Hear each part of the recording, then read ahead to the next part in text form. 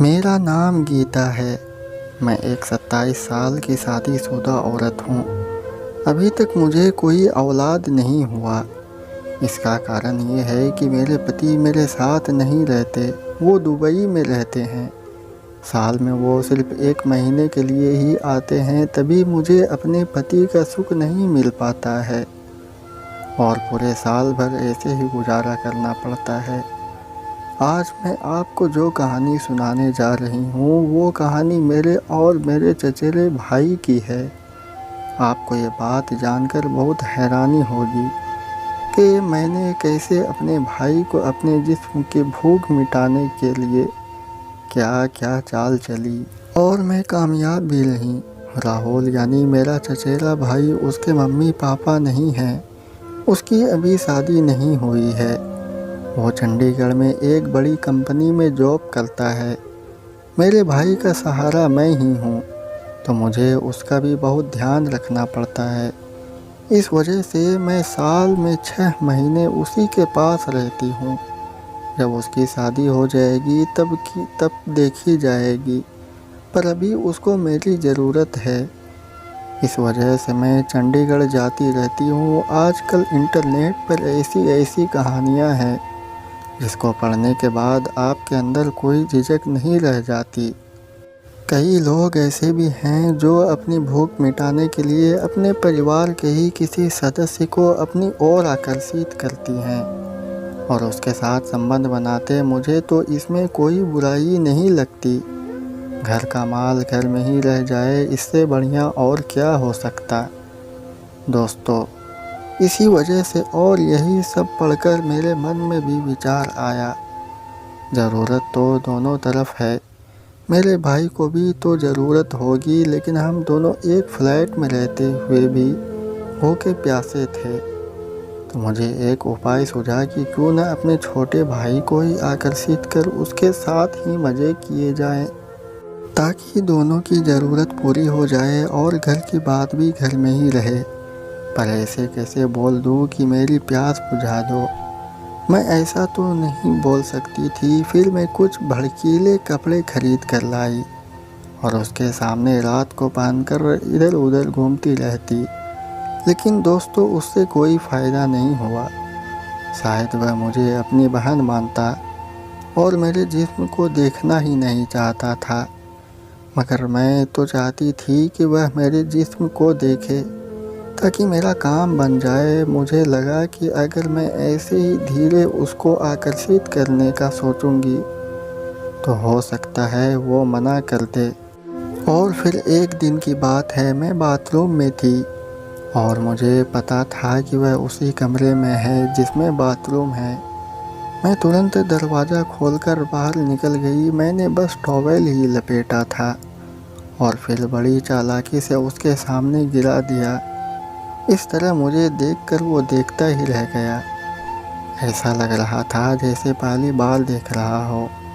फिर जैसे ही उसे एहसास हुआ कि वो अपनी बहन को देख रहा है और जिस्म को ताक रहा है, वो तुरंत कमरे से बाहर चला गया और मैं खुश हो गई। मैं यही तो करना चाहती थी।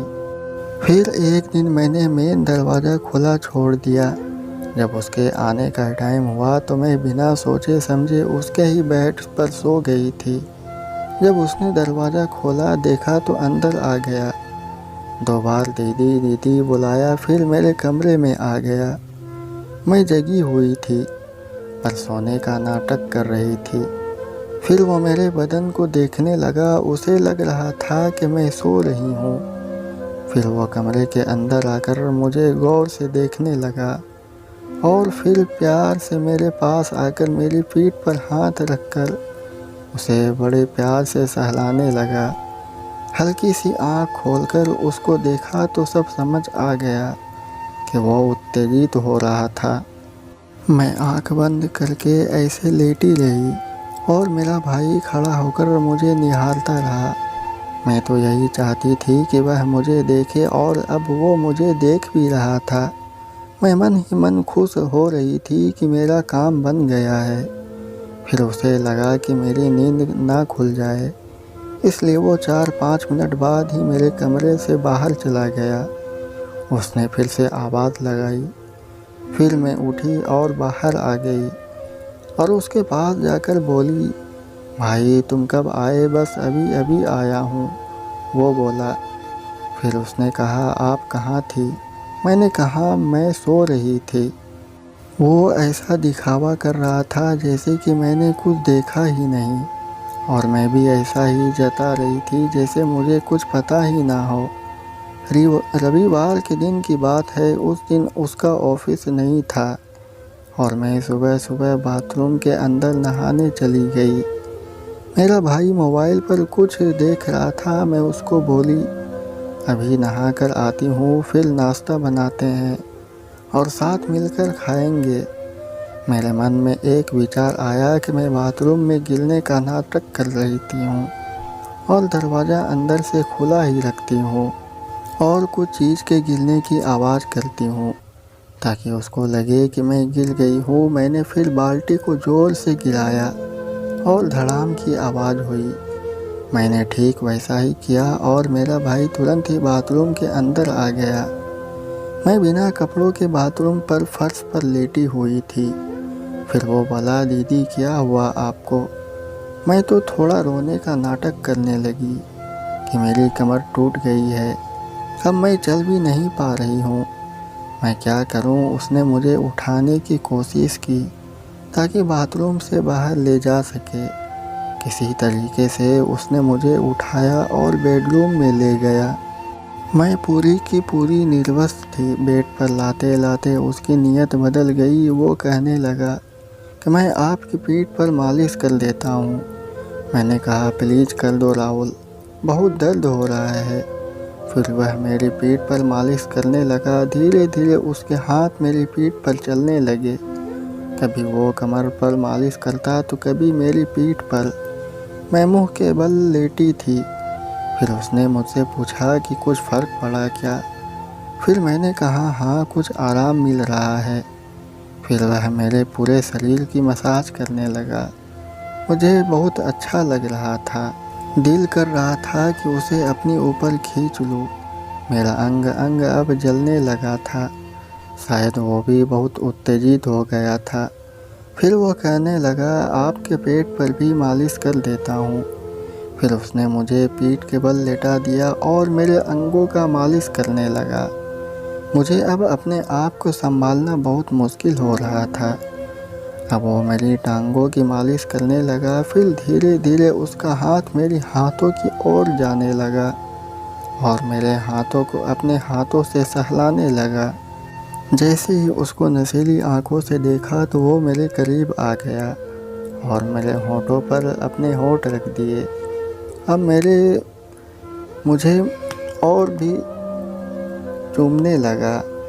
बस मैं यही तो चाहती थी। अब शुरुआत हो चुकी थी। बस अब क्या था, मैंने उसे अपनी तरफ खींचकर अपनी बाहों में भर लिया। फिर मैंने उसको भी निर्वस्त कर दिया और मैं उसके बदन से एक बेल की तरह लिपट गई। अब उसने मेरे शरीर की मालिश करते ही निर्वस्त हो गई। हम एक दूसरे के होठों का रसपान करने लगे। मैं मदहोश होती जा रही थी। मेरा दिल भी उसके अंग को चूमने के लिए तरस रहा था। फिर हम एक दूसरे के अंगों का रसपान करने लगे। अब मुझसे बर्दाश्त नहीं हो रहा था और वो भी बहुत बेचैन हो चुका था और हम दो जिस्म एक जान हो गए। इतना सुख तो मुझे मेरे पति भी नहीं दे पाए थे। इसी के लिए ही तो मैं बरसों से तड़प रही थी। अब जाके मुझे सुकून मिल पाया। दोस्तों, करीब हम 2 साल तक एक साथ ही रहे और हमने खूब एंजॉय किया। उसके बाद भी मैं अपने पति के साथ बाहर चली गई और राहुल की भी शादी हो गई। लेकिन आज भी उन सुनहरे पलों की मीठी यादें जिंदा है। तो दोस्तों, ये थी मेरी आज की कहानी। उम्मीद करते हैं आपको पसंद आई होगी। आपका क्या कहना है इस कहानी के बारे में? हमें कमेंट करके ज़रूर बताएं। वीडियो को लाइक करके चैनल को सब्सक्राइब कर लीजिए। साथ में घंटी को दबाकर ऑल पर सेट कर लीजिए ताकि आने वाली वीडियो तुरंत मिले।